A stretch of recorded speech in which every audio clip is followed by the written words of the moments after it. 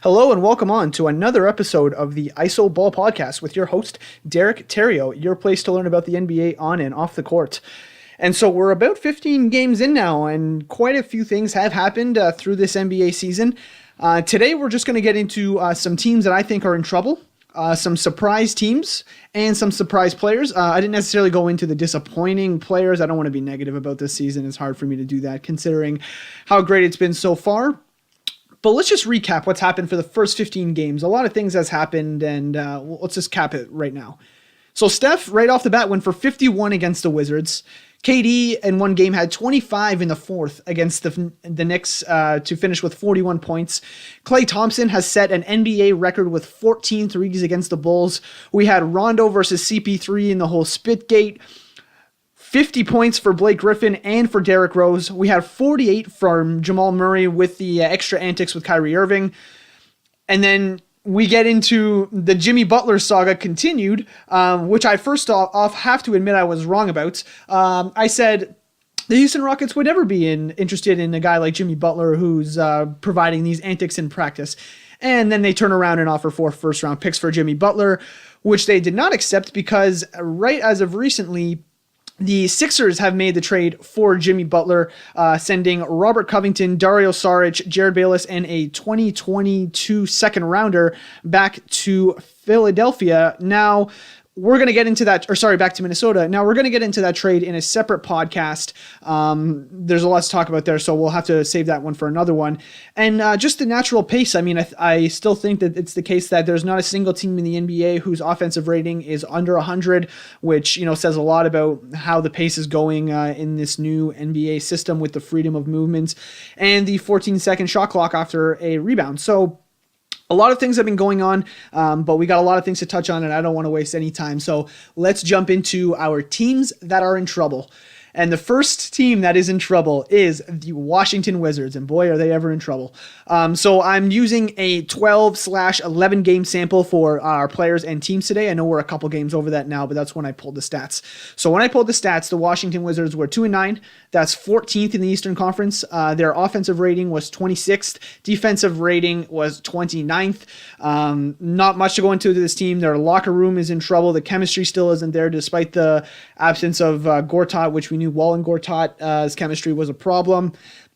It's just an overall bad situation with this team.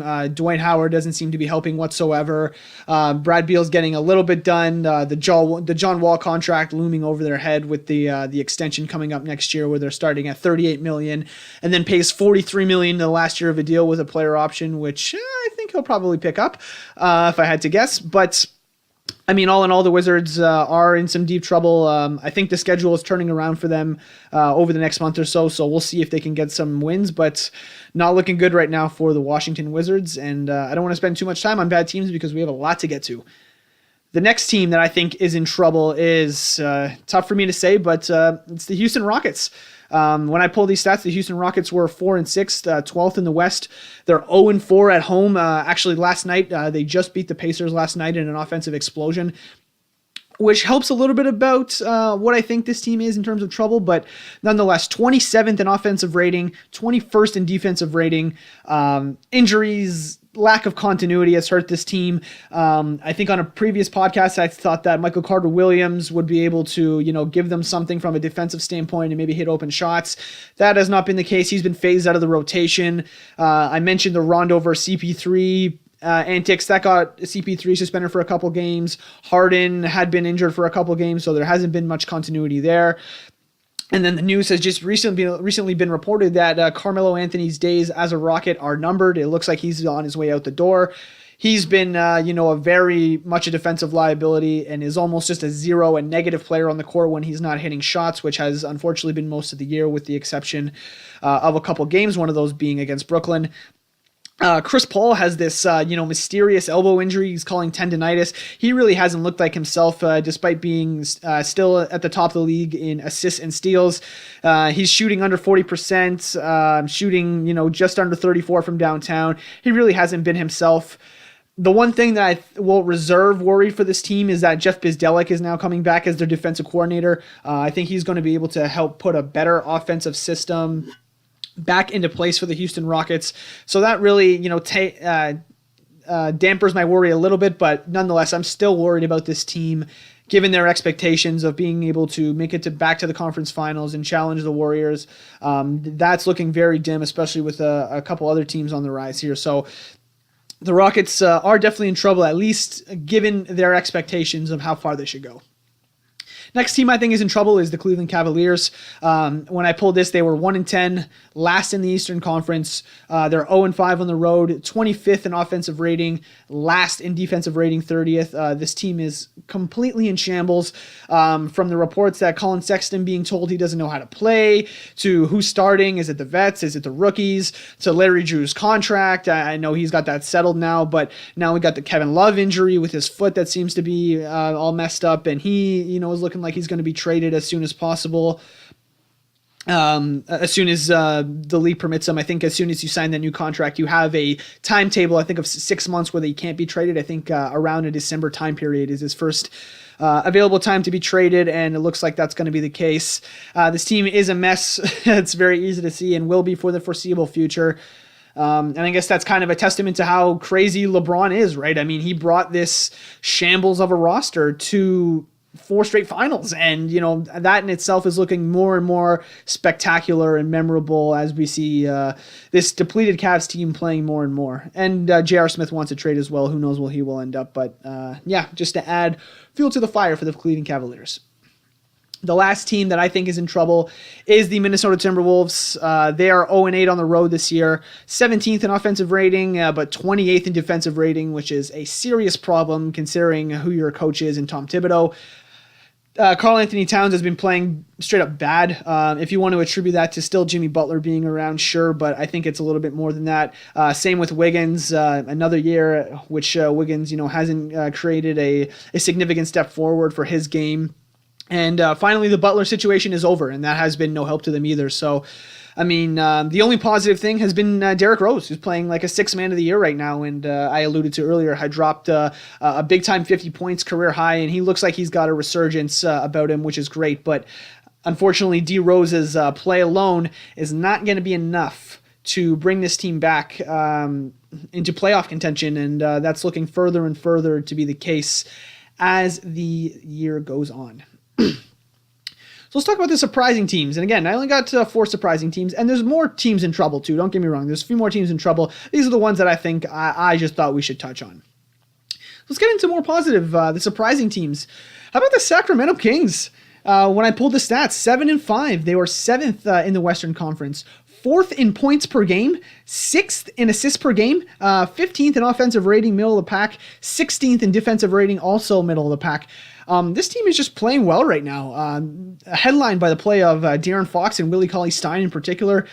It's good to see this team being coached correctly under Dave Joerger. Seems like he's got a good rap on this team, and it's balance of young guys like Darren Fox, like Marvin Bagley, and then some of the older guys like Nemanja Bjelica and Zach Randolph, who hasn't been in the rotation, but it seems like Dave Joerger's doing a great job of managing the egos in this locker room and really bringing this team to be more than just the sum of its parts.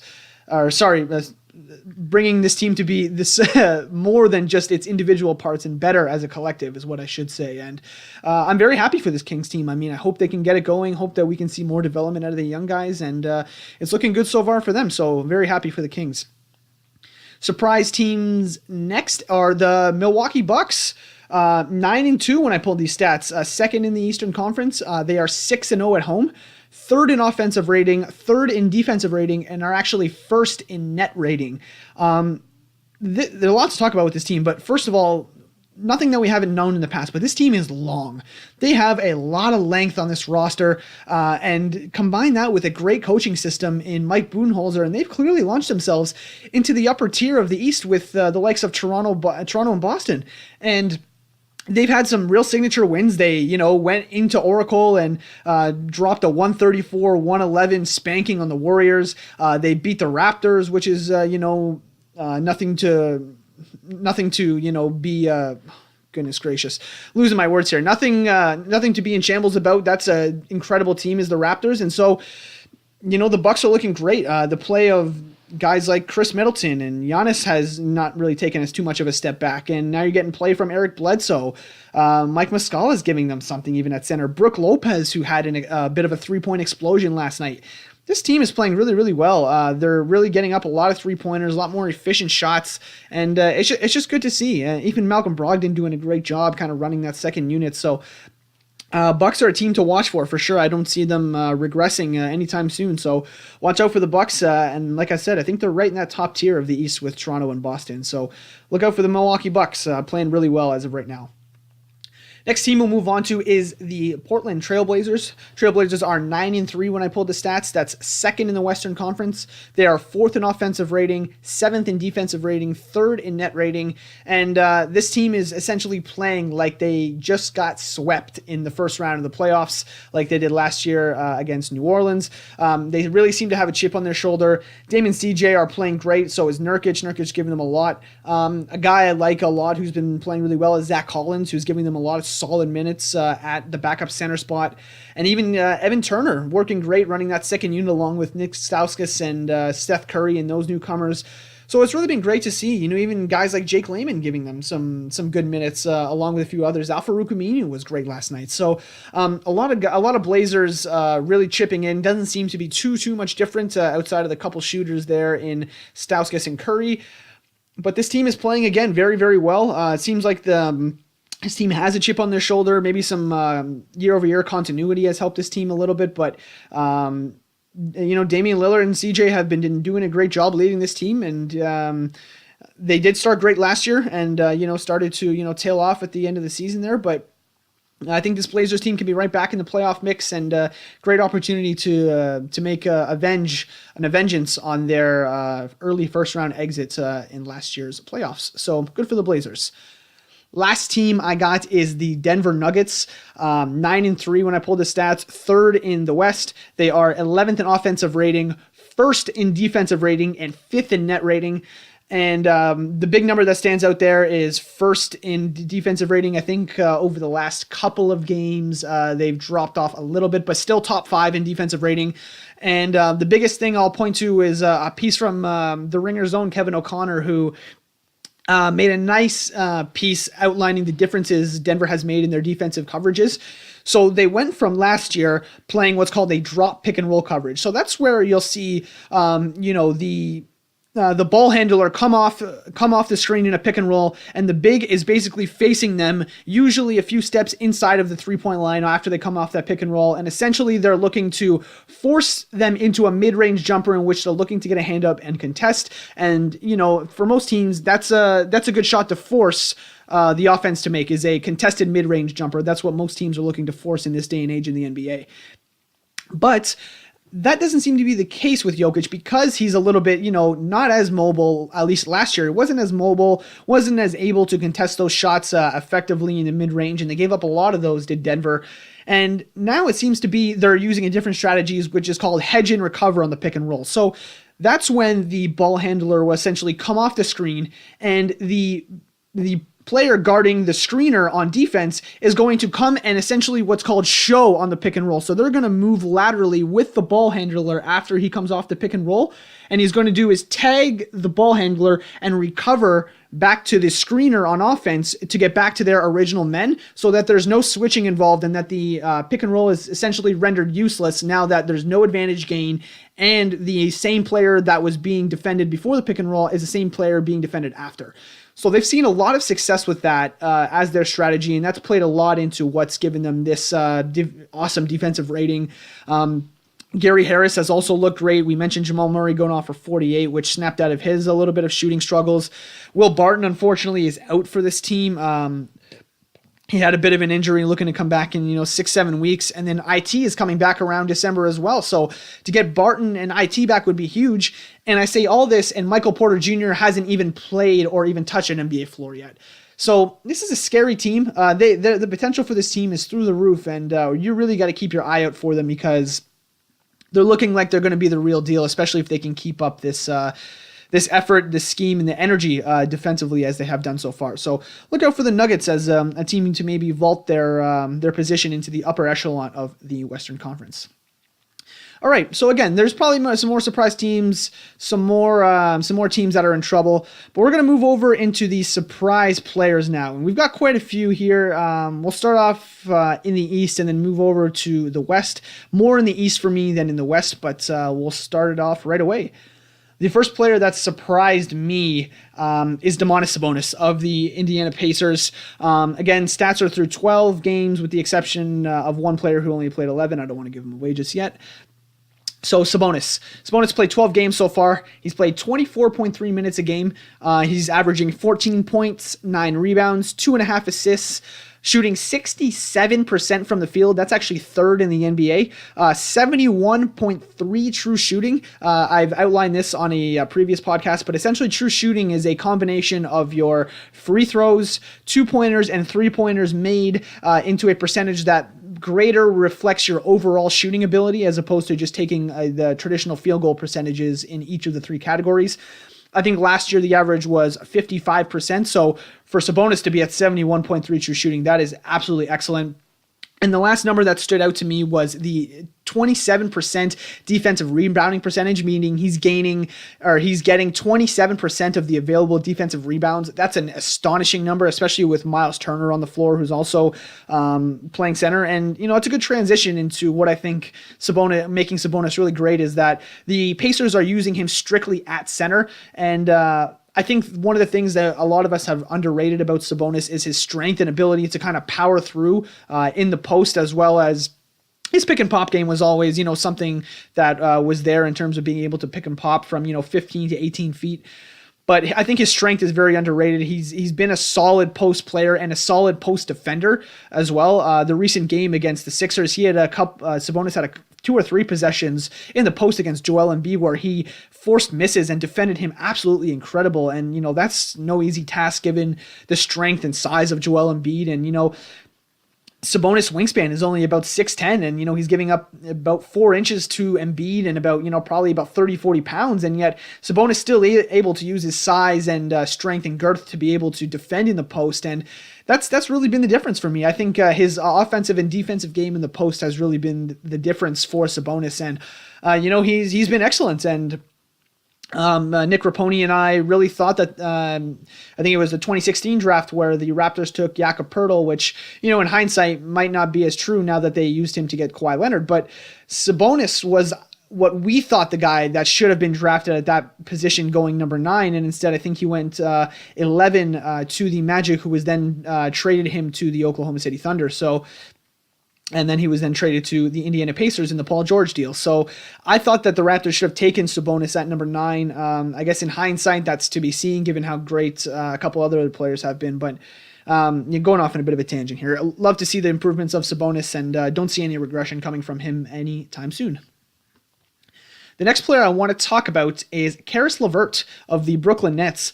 Again, 12-game sample. He's been playing 31.6 minutes per game, 20.5 points per game, shooting 48% from the field, which is a great percentage, 4.6 rebounds, 3.9, almost 4 assists a game, 1.4 steals. He's shooting 34.5% from downtown at about 4.6 attempts, so the shooting has really improved for Caris LeVert, and his scoring ability in general has improved. I mean, I think we all saw the handle and his ability to use his ball handling ability to get to spots on the floor and finish, but he's just better finishing around the rim and shooting from downtown, especially on the right side of the floor. I saw a little graphic of the difference in shooting charts from Caris LeVert last year to Caris LeVert this year, and he's just hitting from all over the floor at a good clip in the paint as well as from downtown, especially on that right side.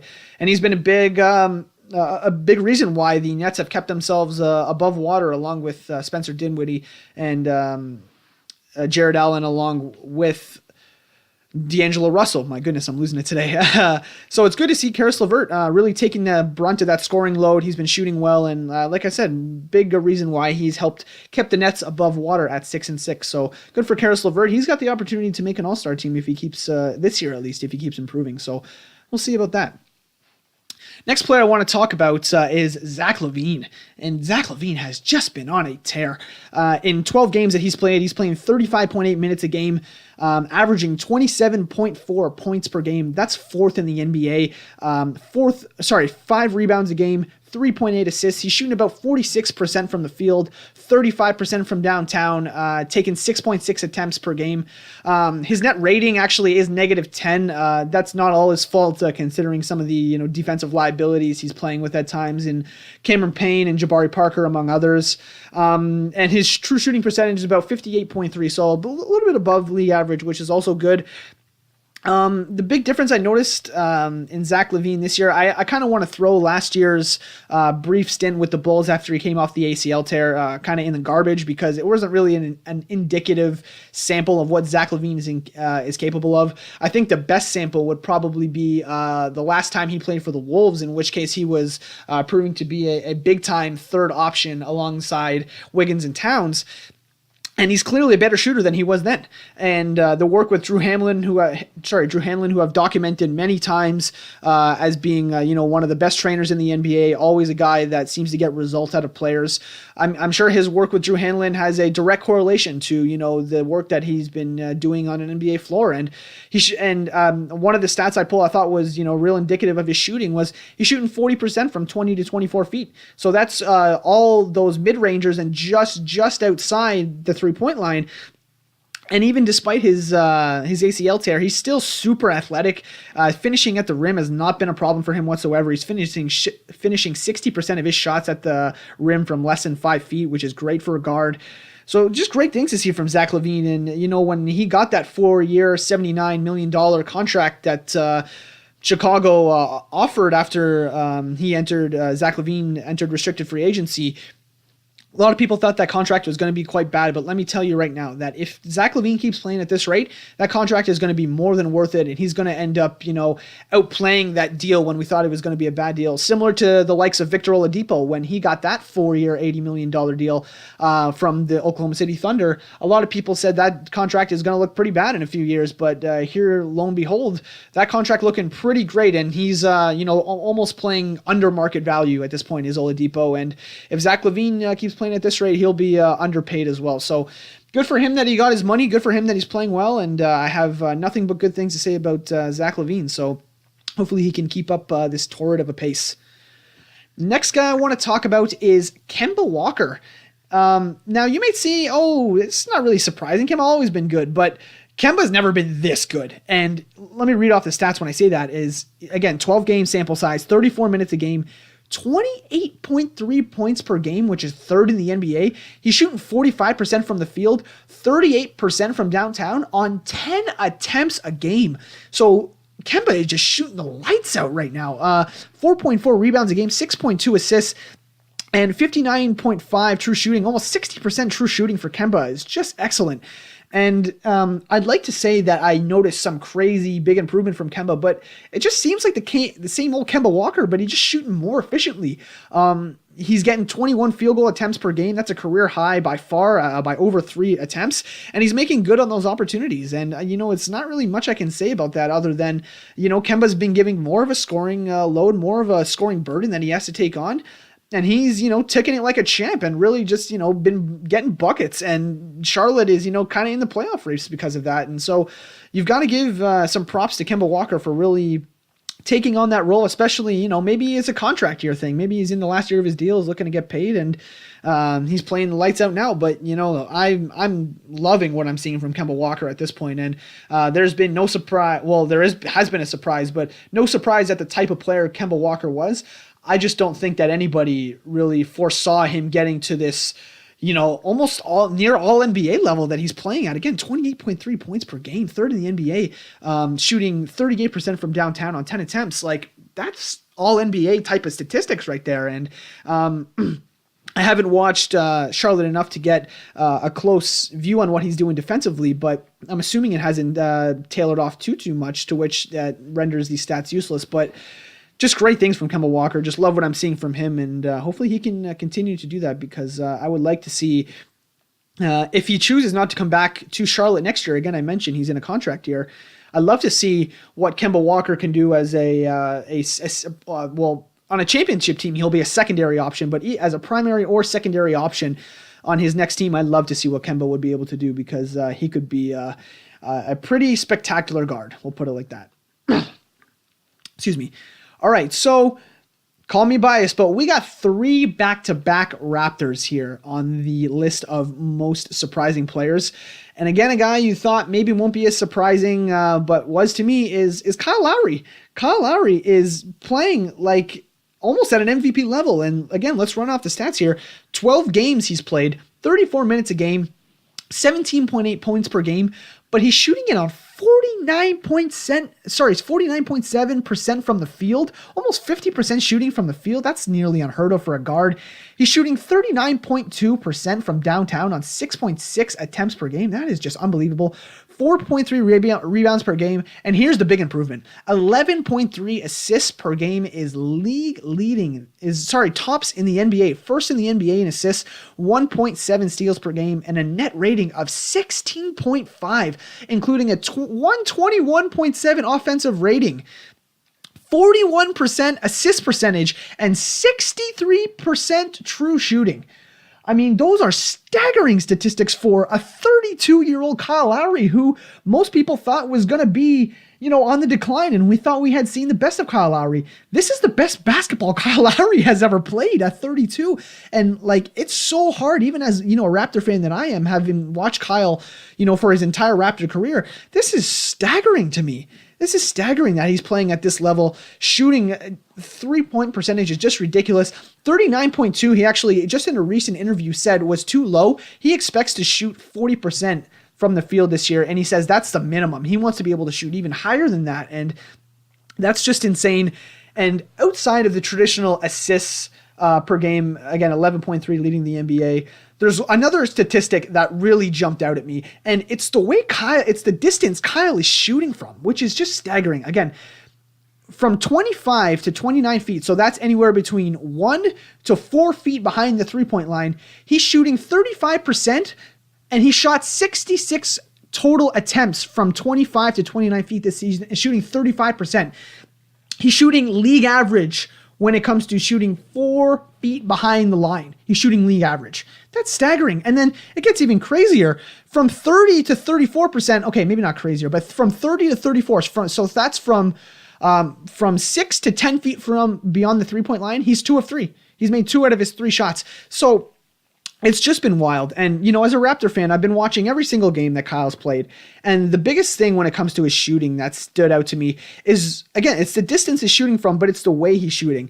It'll be Serge Ibaka, Kyle will just come up just across the half court, and Serge Ibaka will set a very high pick and roll. And, the defender of Kyle Lowry is going under these screens when the screen is being set, 5-6 feet behind the 3-point line. And, natural instincts is to just go under the screen and try to, meet him on the other side. But the minute he goes under the screen, Kyle is pulling up from 30. Kyle is pulling up from 29, 28. He's pulling up from these distances where it's almost surprising the defender after he tries to go under the pick and roll.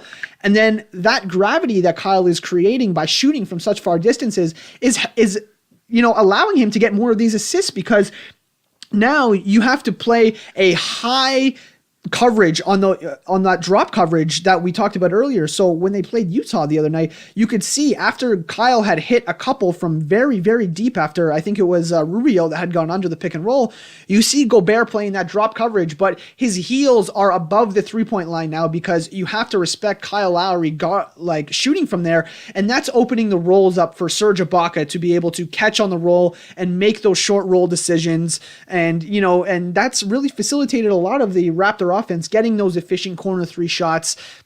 And it's all come off the gravity from Kyle Lowry shooting and pushing in transition as well, which has led to a lot of his other his deep makes. So big time from Kyle Lowry. Just absolutely excellent that he's been shooting from this deep, and it's translated into better overall Raptor offense, which a lot of the time this type of shooting doesn't necessarily translate into. So went on a tangent about Kyle Lowry, but lots to say there. He's playing at a great level. Love to see that. Second Raptor, I think, is surprising. And again, if you were paying attention this offseason, you wouldn't think this is surprising, but for most fans, I think it is, and that's the play of Pascal Siakam. He has just been excellent. Again, running through the stats, has played 12 games so far, 28 minutes per game. He's averaging 12.5 points per game, 7 rebounds, 2.1 assists per game. He's shooting 61% from the field, which is actually 5th in the NBA.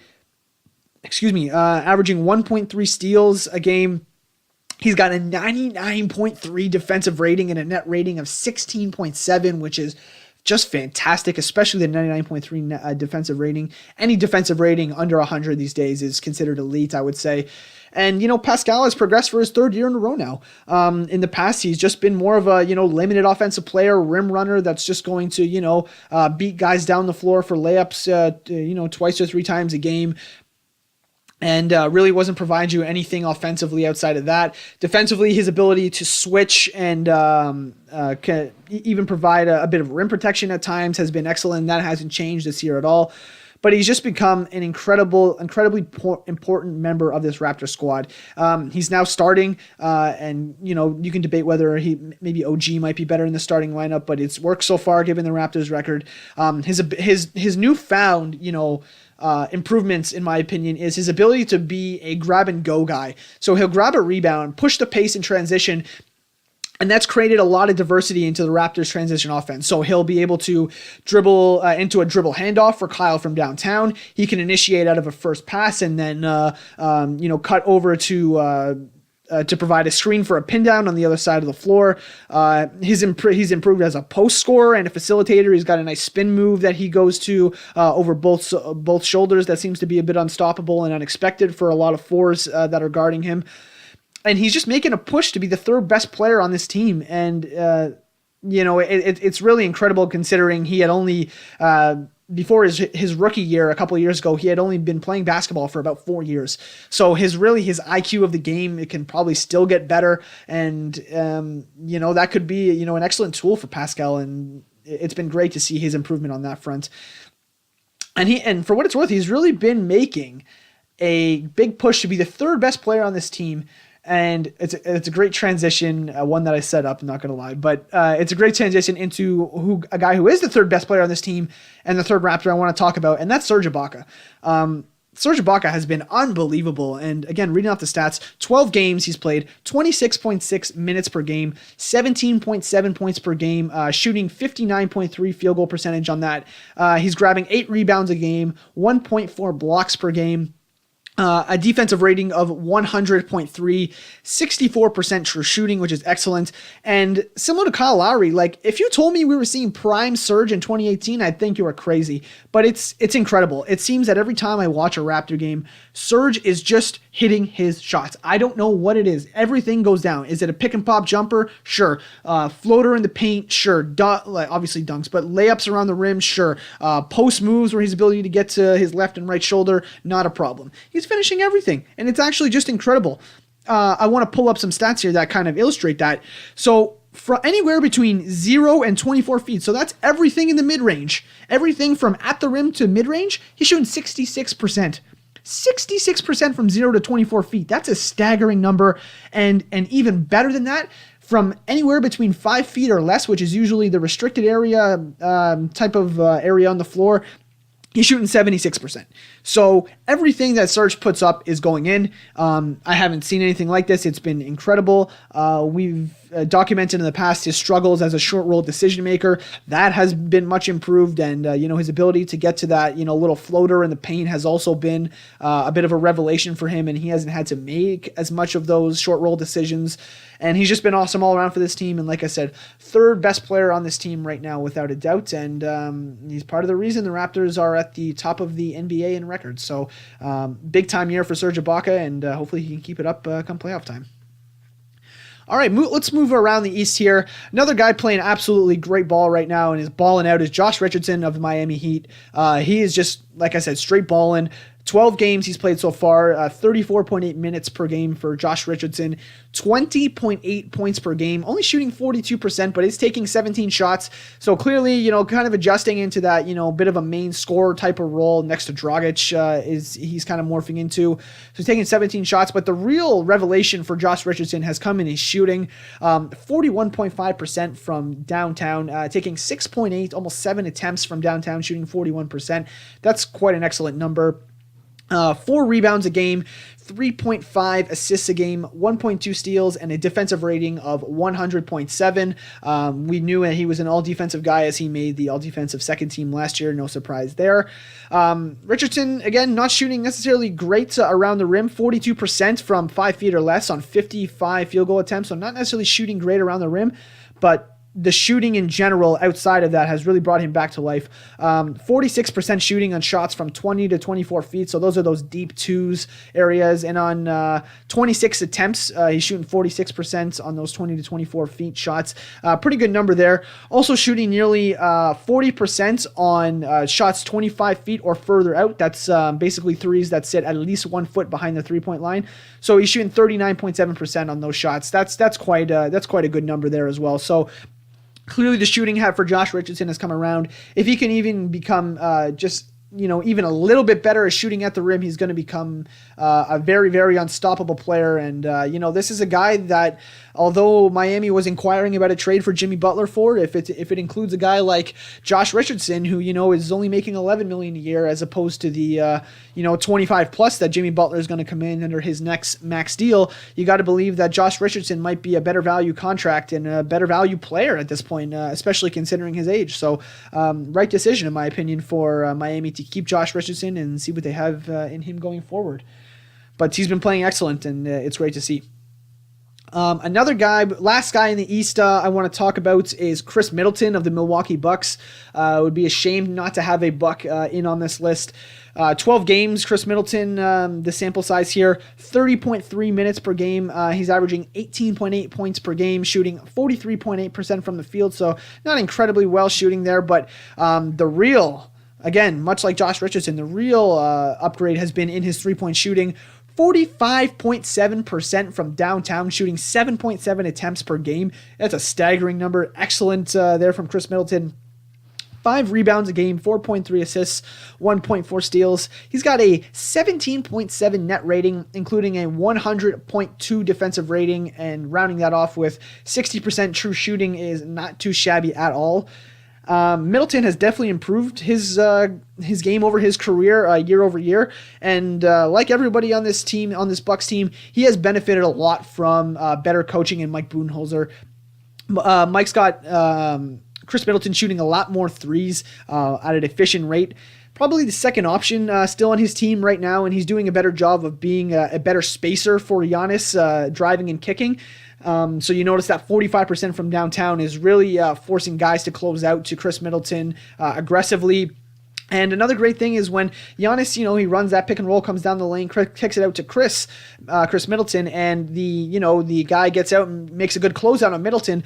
Middleton also has the ball handling ability to run a second pick and roll in a secondary action when a good closeout occurs, and that's also really, really big time. Like if you're throwing it into the corner into a guy like Tony Snell, he's not necessarily able to run a pick and roll with his ball handling skills. So to be able to have that second creator out there after they close out to 3 and be able to run a secondary action that's organic in the offense and doesn't result in a bad shot, I think is really valuable for this team. And Chris Middleton has been doing a great job of that. So kudos to him and the rest of the Bucks squad. They've been playing excellent thus far. All right, that was a lot of Eastern Conference guys. Let's move over to the West. The West hasn't had as many guys, in my opinion, that I've been really, really high on, but they have had a few. One of those guys has been Nikola Mirotic. Nikola Mirotic has been playing absolutely excellent. He was the guy that hasn't played 12 full games, so I have an 11-game sample here for Nikola Mirotic. In those 11 games, 31.4 minutes per game, 20.6 points per game, and that's shooting 48.3% from the field on 16 attempts a game. That's quite excellent to shoot 48% on 16 attempts from the field. Shooting 33% from downtown, not necessarily a staggering number. He is shooting that on 7 attempts though, so he is respectable out there despite his percentage. 11.7 rebounds a game is a big number for Mirotic. 1.3 assists as well is not too shabby, and then 58% true shooting is above the league average. So like I said, Mirotic not necessarily shooting the lights out, but is finishing at the rim at a high percentage and has been a beast on the glass, again, given that 11.7 rebounds. Despite his low shooting percentage, you still got to respect him. You still got to close out to him from there, even though he's not shooting in the high 30s from downtown. And his spacing, much like Middleton's, is very key to this New Orleans Pelicans offense. Outside of a guy like Drew Holiday, Alfred Payton, not necessarily a shooter. Darius Miller is a shooter, but a specialist. Julius Randle, not necessarily a three-point shooter. AD is not a volume three-point shooter either. So, Nikola Mirotic really providing the spacing for this team, and it's been good to see that he's hitting his shots, and it was responsible for New Orleans' hot start early, although they've kind of cooled off as of late. But Nikola Mirotic has been injured in that time, so maybe that's no coincidence as to why they've fallen off during the time he's been out. But nonetheless, Mirotic's been shooting been shooting the lights out. Again, 16 attempts, 48% from the field, and it's been great for the Pelicans offense. So look for more from Nikola Mirotic. We got back-to-back Kings on this list, and I think I already alluded to them in the surprise teams portion of this pod.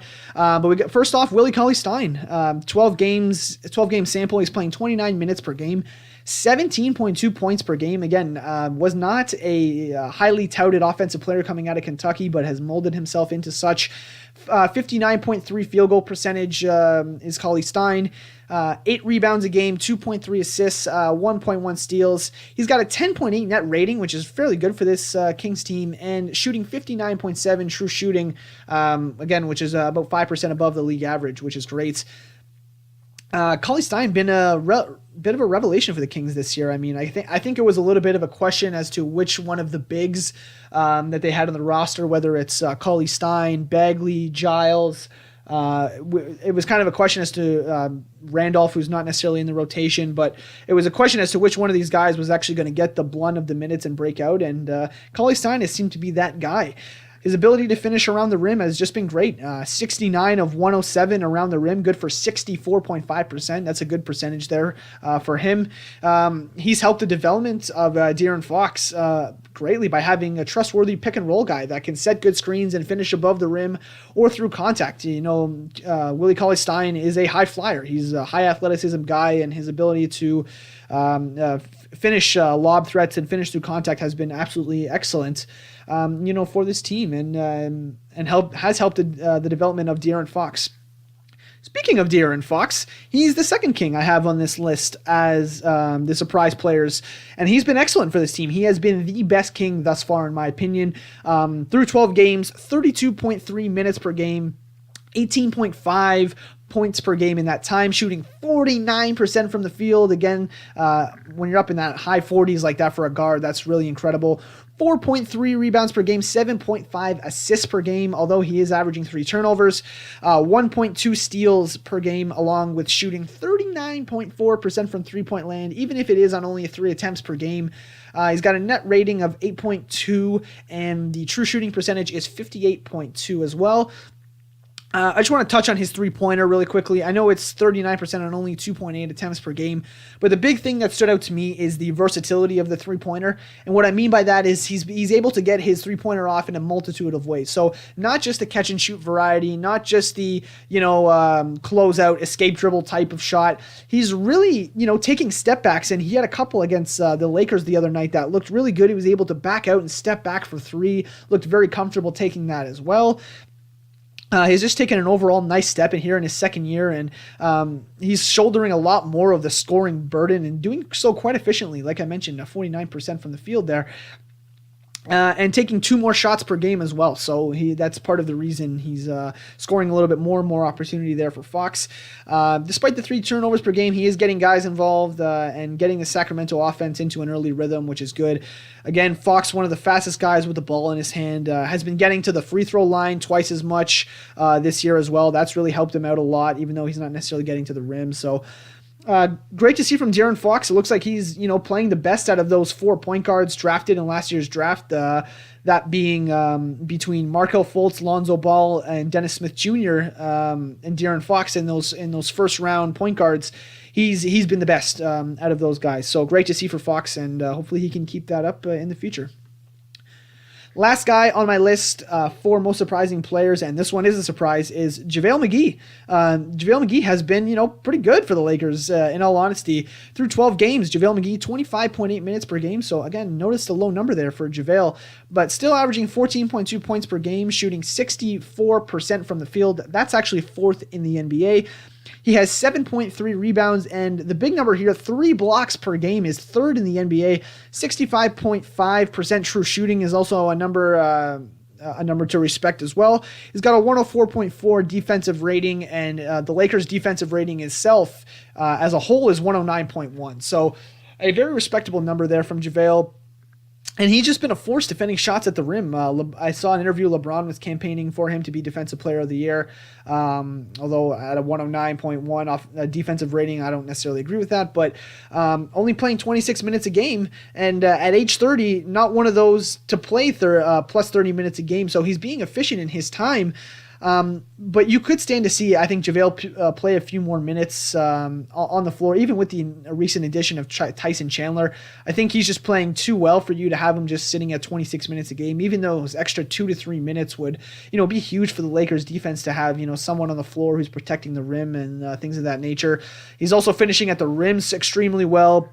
JaVale is shooting 77% at the rim on 84 attempts. So doing it on both ends and, really been a bit of a revelation for this Laker team who doesn't really have a center that is, all-star worthy. Not everyone does, not necessarily saying that, but, JaVale McGee has been known as more of a Shaq than a fool type guy. And, up until his stint with the Warriors was, more of a meme team type of player, but has really developed himself into a big-time big man who's really making an impact on the floor outside of just setting screens and doing menial offensive stuff. So great to see from JaVale McGee, and hopefully he can keep that up. I got 2 honorable mentions here. I don't really have stats in front of me, but 2 guys I just wanted to mention. Tim Hardaway Jr. has been great for the Knicks. It's clear that they don't really have much of a scoring option. Knox has been in and out of the lineup. Enes Kanter is not really going to shoulder a number 1 scoring load. So that's belonged to Tim Hardaway Jr. I believe he's averaging over 20 a game on some good shooting. So he's looking absolutely great. I actually tweeted before the year started he could make a push at an all-star appearance. And, if he's continuing to do this and the Knicks look a little bit better in the win column, that could certainly be something to watch. And the second guy I want to mention is Eric Bledsoe. Eric Bledsoe has been, great for this team. He's been shooting the 3 at an increased clip. He's really been great playing in the pick and roll. He outplayed Steph Curry in the 134-111 win they had. The Bucks had in Golden State, and severely outplayed Steph in that game as well, defensively and offensively. So great things there from Eric Bledsoe as well. And he would be remiss if he didn't make at least the honorable mention list, if not the list itself.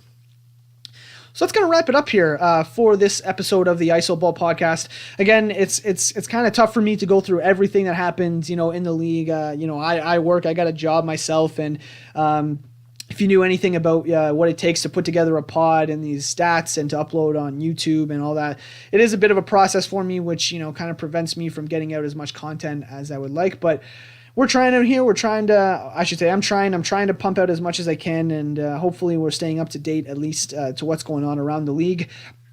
But yeah, so you can expect more episodes. Obviously, we'll keep doing updates, hopefully more frequent than has been done so far.